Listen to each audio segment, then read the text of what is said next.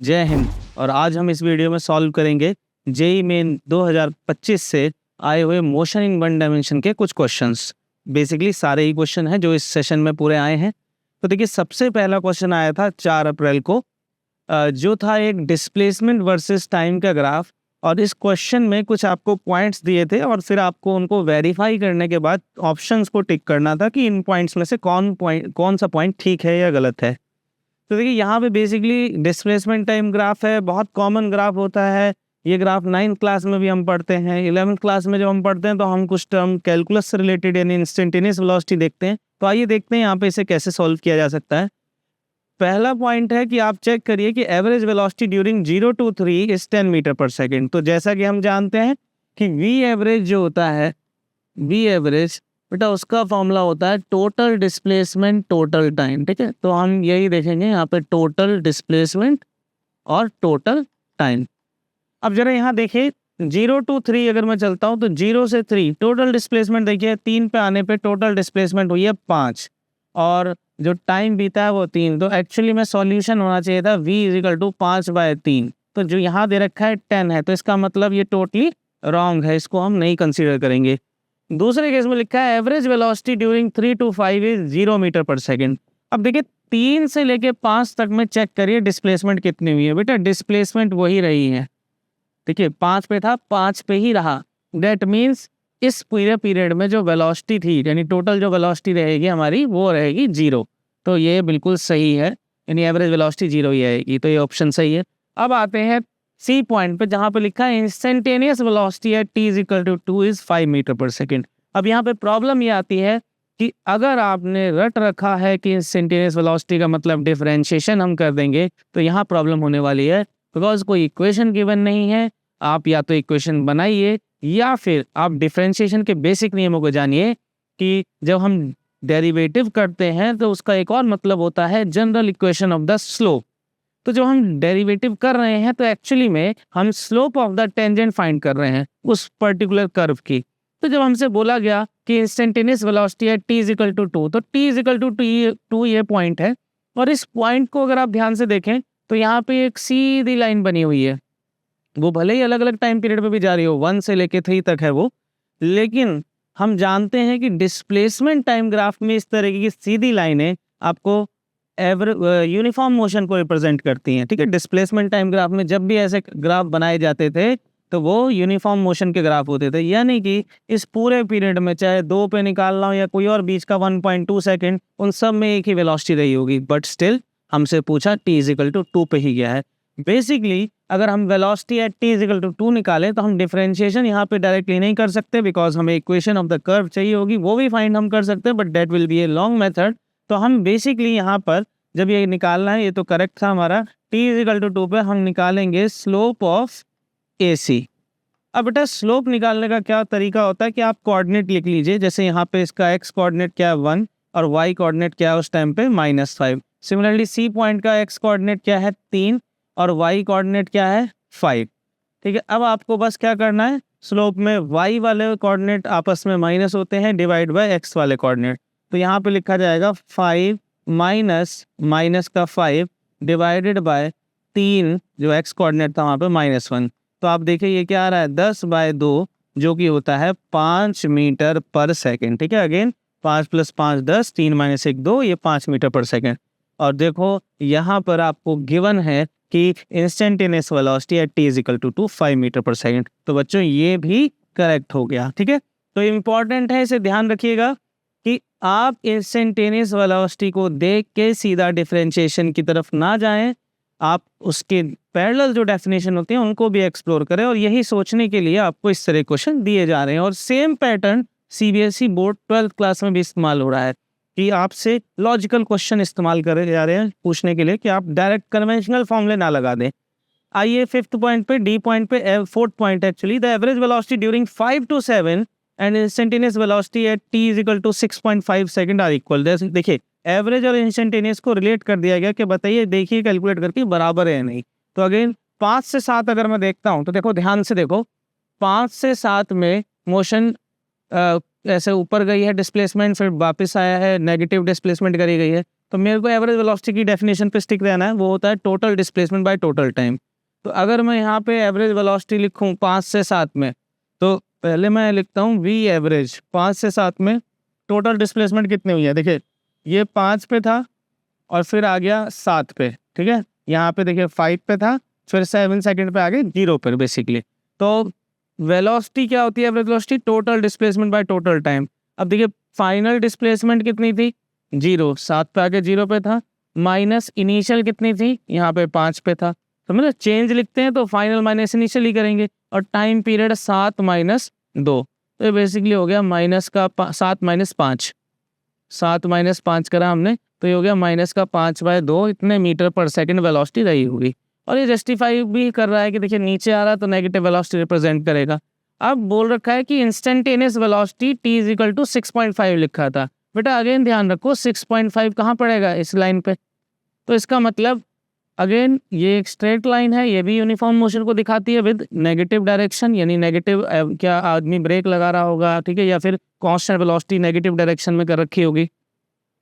अब यहाँ पे सोचिए कि इसी लाइन की आप स्लोप कैलकुलेट कर देंगे तो उस दौरान जो भी वेलोसिटी रही होगी वो हर पीरियड पे वही है, बट हमसे पूछी गई है t = 6.5 पे। तो अगेन यहाँ पे हम v t = 6.5 पे अगर निकालने को बोला गया है तो हम वो किसके बराबर होगी? Slope of EF। अब देखिए अगेन स्लोप निकालिए तो स्लोप आपको बता देगी। अगेन क्या करते हैं, x का कोऑर्डिनेट E 0.6 पे है तो x कोऑर्डिनेट 6 हो गया। अगेन y वाला डिस्प्लेसमेंट का कोऑर्डिनेट बेटा 10 है। इस वाले को देखिए F वाले पॉइंट को, यहाँ पे x कोऑर्डिनेट 7 है और y 0 है। तो करते कैसे हैं स्लोप को? y2 माइनस y1, यानी आप वही करेंगे 10 minus 0 divided by x2 minus x1, तो 6 माइनस 7, तो ये आ गया आपका 10 मीटर पर सेकेंड। तो देखिए 5/2 और 10 ये बराबर नहीं है, डेट मीन्स ये ऑप्शन इनकरेक्ट है, ठीक है। कोई ऑप्शन थोड़ा बड़ा भी होता है, चेक करना।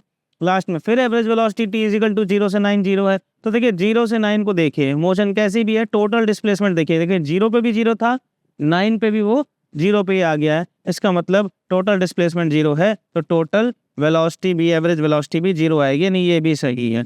अब जरा कंसिडर करते हैं, B सही है, C सही है और E सही है, तो BCE देखिए मेरे को यही दिख रहा है, एक बार चेक कर लेते हैं।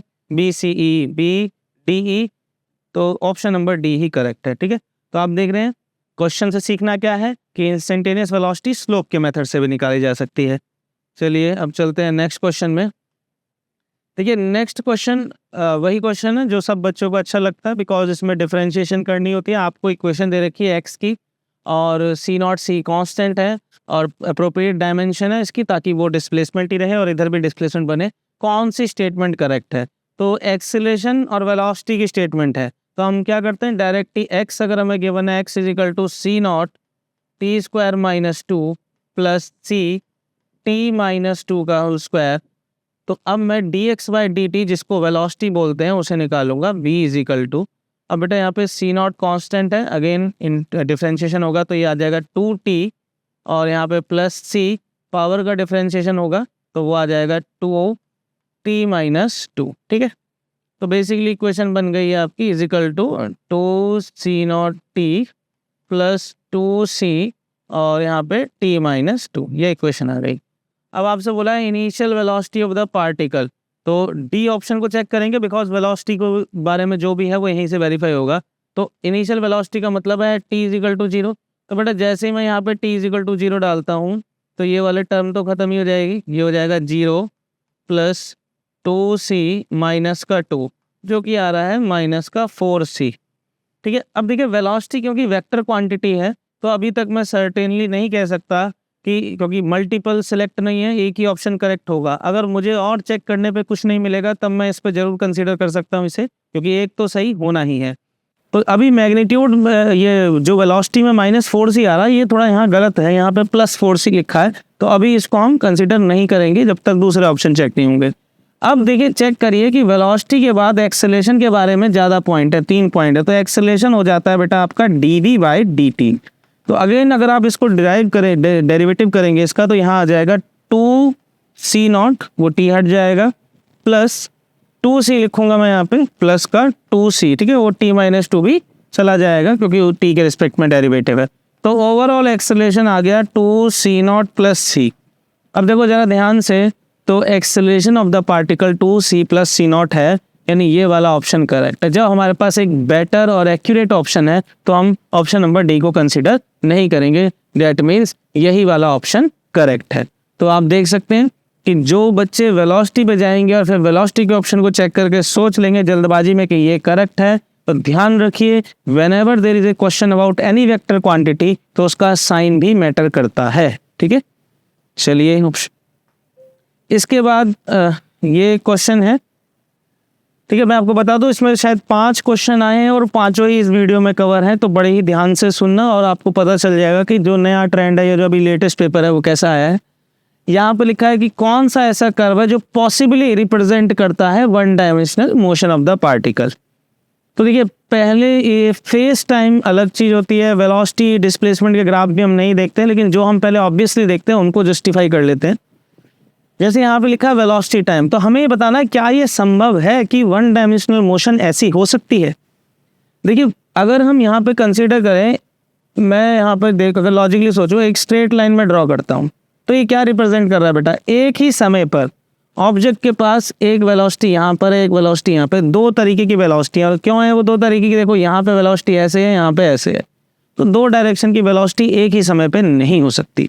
तो इस तरह का ग्राफ तो बिल्कुल भी संभव नहीं है one dimensional motion. One dimensional मतलब ना ही ऑब्जेक्ट अपनी वेलोसिटी बदल सकता, एक ही डायरेक्शन में चलेगा। ठीक है, एक डायरेक्शन में चलता रहेगा सीधा, क्योंकि अगर नहीं वो वेलोसिटी बदल सकता है एक्चुअल में, लेकिन आप उसको वेलोसिटी बिल्कुल ऐसे ही लाना पड़ेगा कि एग्जैक्टली वापस कर दे ताकि वन डायमेंशन ही इस्तेमाल हो।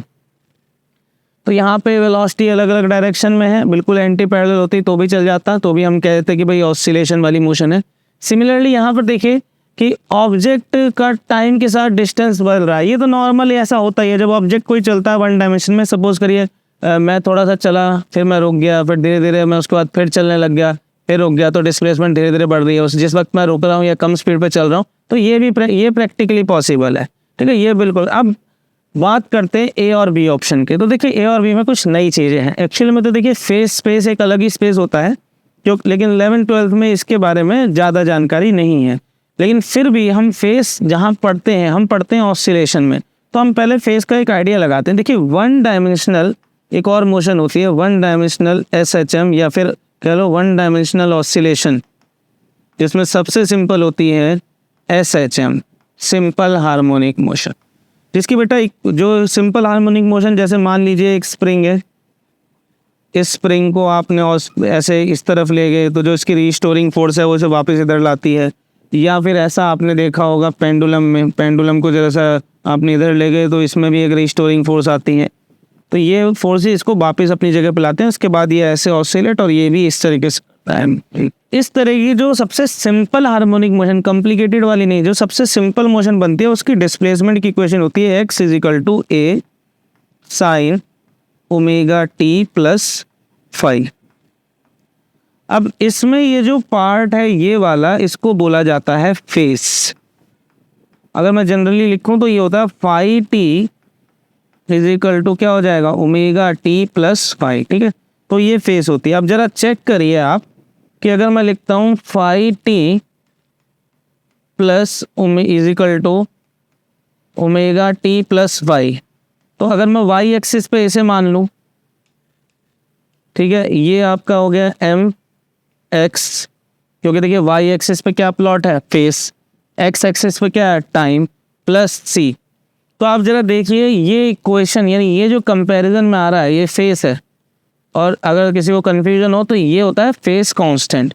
ठीक है, ये डिसाइड करता है कि इनिशियल स्टेज क्या थी मोशन की, कहाँ से अगर ऑसिलेशन हो रही तो किस जगह से हमने रीडिंग लेना स्टार्ट किया है। अगर आप इसे देखते हैं तो यहाँ पे साफ पता चल रहा है कि ये इक्वेशन एक स्ट्रेट लाइन की है, जहाँ पर जो c है वो आपका क्या रिप्रेजेंट कर रहा है, फेस कांस्टेंट, इसको फाई नॉट या फिर इस क्वेश्चन के हिसाब से फाई बोल रहे हैं। ठीक है, तो यानी ये भी बेटा वन डायमेंशनल मोशन पॉसिबल है। अब आप हमेशा ध्यान रखेंगे जब भी वन डायमेंशन की बात आएगी, क्योंकि सबसे अलग और सबसे अजीब आपके लिए ऑसिलेशन वाली ही बात करना है। तो ये भी क्लियर हो गया कि ऑप्शन नंबर ए भी है और ऑप्शन नंबर डी भी है। तो एक बार सॉल्यूशन को देखते हैं, तो ध्यान से देखो ए और डी होने ही चाहिए, तो ए और डी आप देखो, यहाँ पर ए है डी है, सी दे रखा है, तो ये वाला तो बिल्कुल ही गलत हो गया। यहाँ पे डी नहीं है तो भाई ये भी गलत हो गया। अब यहाँ पे ए बी डी, ए और डी दोनों है, और यहाँ पे ए एंड बी ओनली लिखा है। तो देखो ए एंड बी, अभी हमने बी चेक नहीं करा लेकिन डी तो है, डेट मीन्स ये भी इनकरेक्ट हो गया। तो यहाँ से अभी तक हमें पता चल गया है कि ए बी डी यानी ऑप्शन नंबर 3 के ही चांसेस है कि वो सही होगा, बट हमें वेरीफाई करना होगा वेलोसिटी डिस्प्लेसमेंट ग्राफ को भी। तो देखिए वेलोसिटी डिस्प्लेसमेंट में ये भी आप एसएचएम के थ्रू, क्योंकि उसने बोला है कि चेक करिए कि वन डायमेंशन में ऐसा हो सकता है या नहीं। देखो अगर हम इक्वेशन ऑफ एसएचएम देखें बेटा, x equal to a sine omega t, इस बार मैं फेस कांस्टेंट नहीं ले रहा ताकि सिंप्लिसिटी बनी रहे। अब बेटा अगर मैं यहाँ पे, क्योंकि मेरे को देखो ग्राफ किसके बीच में है, ग्राफ है बेटा वेलोसिटी और डिस्प्लेसमेंट के बीच में, ठीक है, ऐसा ग्राफ है, मैं यहाँ बना लेता हूँ, ये वेलोसिटी और ये यहाँ पे आपकी डिस्प्लेसमेंट है, ठीक है। इस तरीके से शायद राउंड दे रखा है आपको बिल्कुल, कि ओरिजिन यहाँ पे लेके मैं ऐसे बना देता हूँ, ये इस तरीके से दे रखा है, ठीक है। तो हमें वेरीफाई करना है। अब बेटा मेरे को वेलोसिटी और डिस्प्लेसमेंट में रिलेशन तो बनाना पड़ेगा। अब मैं यहाँ पे अगर इसे एक बार डेरिवेटिव करता हूँ, यानी एक बार डिफरेंशिएशन कर देता हूँ, तो बेटा ये बन जाएगा ए, और यहाँ पे साइन का हो जाएगा कॉस ओमेगा टी, फिर ओमेगा टी का फिर होगा तो ओमेगा यहाँ आ जाएगा। अब यहाँ ज़रा चेक करिए, मैं क्योंकि इन दोनों को इंटरलेट करना है तो मैं क्या करता हूँ, ये ए ओमेगा को यहाँ लिखता हूँ, और बेटा कॉस की जगह पे 1 माइनस साइन स्क्वायर लिखा जा सकता है, और साथ में जो एक्स है यहाँ पे जो कि ओमेगा टी है, ठीक है। ध्यान रखिए, आपको पता ही होना चाहिए कि कॉस ये कॉस थीटा यानी cos theta is equal to root में 1 माइनस साइन स्क्वायर थीटा, ये यूज़ किया गया यहाँ पे। थीटा जो यहाँ पे ओमेगा टी था हमने वही पुट कर दिया।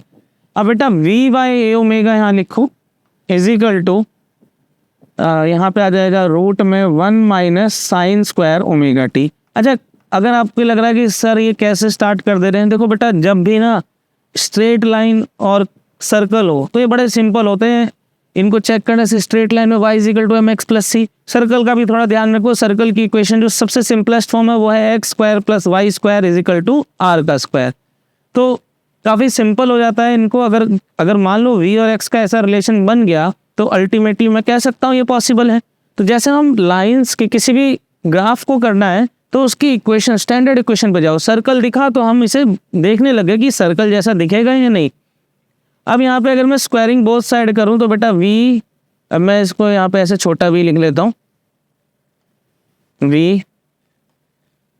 v बाई ए ओमेगा यानी v square by a omega square, और बेटा यहाँ पे आ जाएगा 1 माइनस अच्छा अभी मैं यहाँ पे x तो मैं लाया ही नहीं, तो 1 minus sine square omega T लिखा था। बेटा ज़रा चेक करो कि मैं sine square omega T, sign omega T की वैल्यू क्या होगी यहाँ से एक्स वाई, तो यहाँ पे वी बाई ओमेगा लिखता हूँ, और यहाँ पे 1 माइनस एक्स बाई ए लिख देता हूँ, ठीक है। और क्योंकि ये स्क्वायर है वो तो साइन की वैल्यू होगी, sine is equal to x by a, तो यहाँ पे भी x square by a square. अब मैं वही करता हूँ, स्क्वायरिंग कर देता हूँ बोथ साइड, तो ये आ जाएगा v square by a omega का होल स्क्वायर इजिकल टू यहाँ पे आ जाएगा 1 minus x square by a square.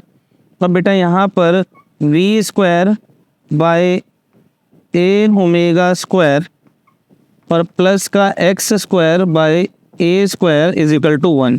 अब देखो जनरल इक्वेशन ये देखने में है, देखो अगर नीचे के बेस बराबर होते हैं ना ये डिनोमिनेटर, तो ये सर्कल की इक्वेशन कही जा सकती थी, ठीक है। तो ये है equation of ellipse, equation of ellipse. लेकिन उसने कहा है कि कौन सी ऐसी पॉसिबिलिटी है, यानी अगर मैं यहाँ पे ऐसे लिख दूँ ना, ये ऐसा आ जाता v square by a square plus x square by a square is equal to 1, तो ये हो जाती इक्वेशन ऑफ सर्कल। क्योंकि कैसे हो जाती है, ऐसे लिखते हैं v square plus x square is equal to a का स्क्वायर, ये हो जाती है एक सर्कल जिसका रेडियस है। तो ये कब होता, when omega is equal to 1। अब क्वेश्चन पे आते हैं कि हमने ऐसा क्यों किया, क्योंकि जनरली तो एसएचएम में अगर आप वेलोसिटी डिस्प्लेसमेंट का ग्राफ बनाएंगे तो वो एक एलिप्स बनेगा। अब यहाँ पे हमने ओमेगा 1 क्यों ले लिया बेटा, क्योंकि क्वेश्चन की लैंग्वेज को पढ़ियो, पॉसिबली रिप्रेजेंट्स, यानी कोई भी अगर संभावना है तो उसे लिखिए। तो हमने यहाँ पे देखा कि पॉसिबिलिटी कौन सी है, पॉसिबिलिटी है जब ओमेगा 1 हो जाएगा। तो ये एक बहुत ही इंपॉर्टेंट है कि वैसे आप जनरली अगर डिस्प्लेसमेंट और वेलोसिटी के बीच में ग्राफ बनाते हैं तो वो एलिप्स को रिप्रेजेंट करता है, बट यहाँ पर वो सर्कल को भी रिप्रेजेंट कर सकता है under this special condition when omega is equal to 1। तो इसी वजह से ऑप्शन बी भी करेक्ट है। और जैसा कि हम पहले भी आइडेंटिफाई कर पाए थे कि ऑप्शन सी ही करेक्ट होगा, बिकॉज उसमें ए भी आ रहा है, बी भी आ रहा है और डी भी आ रहा है। ठीक है, तो ये इंपॉर्टेंट क्वेश्चन है, इसे ध्यान से रिटेन रखेगा एक एक बात को दिमाग में, तभी फायदा है। अब देखिए अगले क्वेश्चन, ऐसा नहीं है कि सारे क्वेश्चन ऐसे चैलेंजिंग ही आएंगे, simple question 9th class level.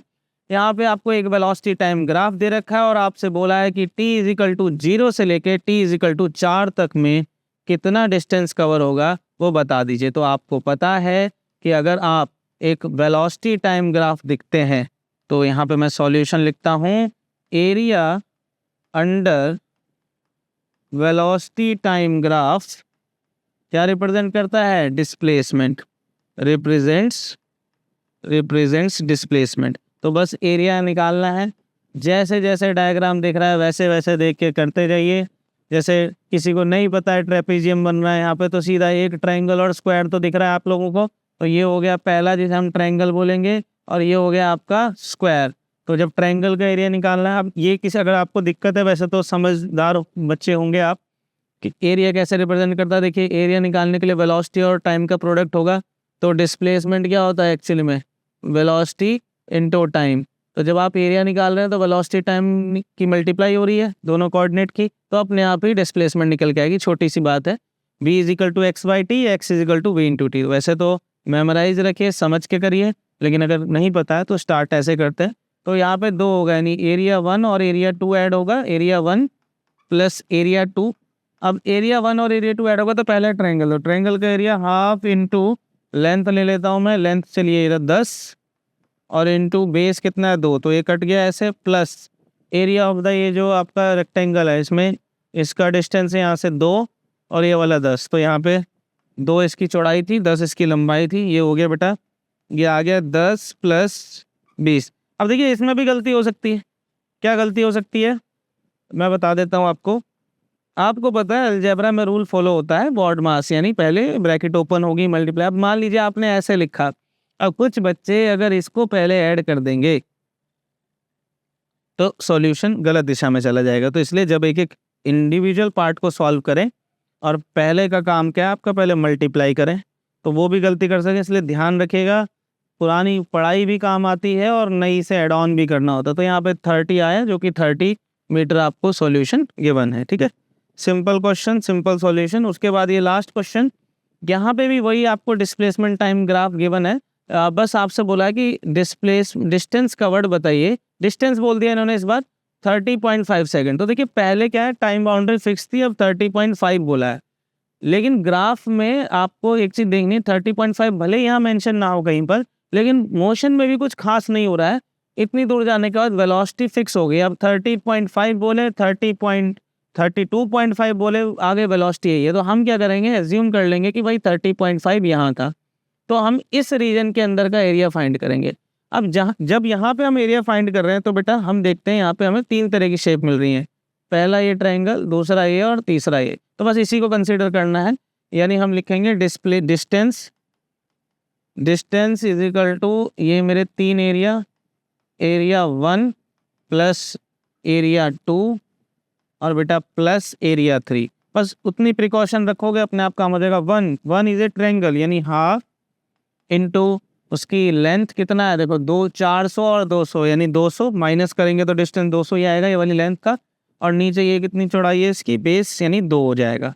ठीक है, इंटू 2। फिर बेटा आगे हम करते हैं प्लस, ये छोटा वाला जो हम रेक्टेंगल देख रहे हैं, इसमें मान लीजिए आप हाइट 200 ले रहे हैं, जो यहाँ पे गिवन है 200 इंटू 2, फिर प्लस करेंगे तीसरा, तो ये तीसरे में ध्यान रखना है बस 30.5 इसका एंड पॉइंट है, माइनस करेंगे 2 तो हो जाएगा तकरीबन 28.5, और इनटू जो इसकी हाइट है वो कितनी हो गई टोटल यहाँ से 400। ठीक है, तो बस अब मल्टीप्लिकेशन का काम है, ये 2 से आपका ये 2 कट गया, ये हो गया 200 और प्लस 200 इंटू 2 ये हो गया प्लस 400। ठीक है, आप ध्यान रखिएगा ये सब किस में आ रहा है, मीटर में आ रहा है इस समय, क्योंकि ये मीटर में था वो सेकंड में था। अब यहाँ पे आप देखिए ये हो गया 28.5 इंटू 400, तो देखो ये हो गया आपका 600, और जब आप इसे सॉल्व करोगे ना, करके देखिए, तो ये आएगा लगभग आपका 11,400। ठीक है, करके देखिए 30 होता, 30 इंटू 4 तो 12 आता, 1200 आता, मतलब 12,000 आ जाता। अब 11,400 मीटर प्लस 600, तो ये बेसिकली कितना हो गया, 12,000 मीटर। 12,000 मीटर का मतलब है 12 किलोमीटर। ठीक है, तो बस थोड़ा मल्टीप्लिकेशन थी और ये ऑप्शन हो गया एक सही, 12 किलोमीटर। देखिए यहाँ पे लिखा है ना किलोमीटर में ये बताना है, तो किलोमीटर के हिसाब से बताना है। तो ये इस सेशन के, अगर मैं specifically motion in one dimension के एमसीक्यू की बात करूँ तो यही 5 थे जो कि अप्रैल से लेके जनवरी से लेके अप्रैल तक में आए थे। ठीक है, होपफुली आपको ये सब समझ में आएंगे और जो छोटी छोटी बातें डिस्कशन हुई हैं उन पे आप काम करेंगे। मिलते हैं अपने नेक्स्ट वीडियो में।